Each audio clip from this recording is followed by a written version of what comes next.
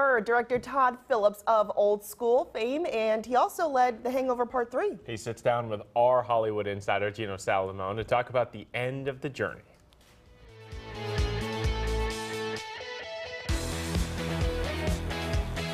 You know, I feel like with this movie, it's like those old serials where we say, when we last left our heroes. Yeah, yeah, it's true. And we kind of just pick up and hit the ground running. You know, like we just catch up with the guys 2 years later, so it just goes like that. Did you have any idea, and I'm sure you've been asked this before, but you made that first one, and it was such a delight for me as a critic. I walk in and go, to tell my audience, wow, this is something unexpected, and now 3 of them. Yeah, well, no, of course, we didn't have any, we never thought we'd be making 3 movies in this now called franchise.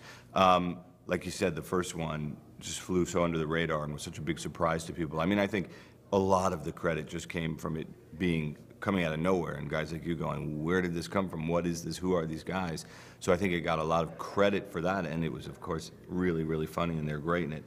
But no, we never knew we would do 3 of these, but it's been a great ride. My God, he's got the voice of an angel. It's breathtaking.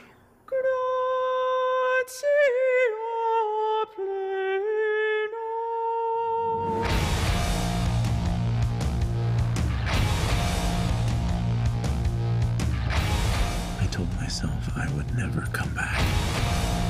Don't worry, it all ends tonight. Someone needs to burn this place to the ground. Ooh, I like that. Can you remember me? I'm the one that picked the object. Can you remember me? I'm the one that picked the object. In writing this, do you have the joy that we as an audience have in?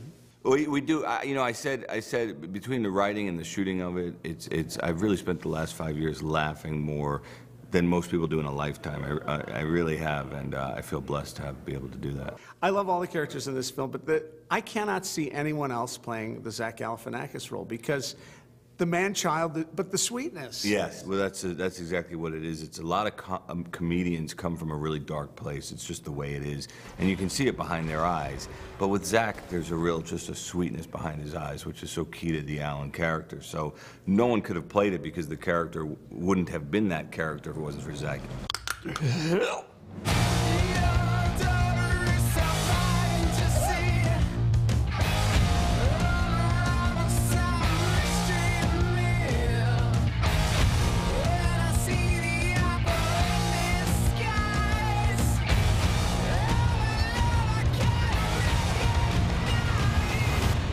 We've been on a lot of adventures together, but it seems like you haven't learned anything. Anything.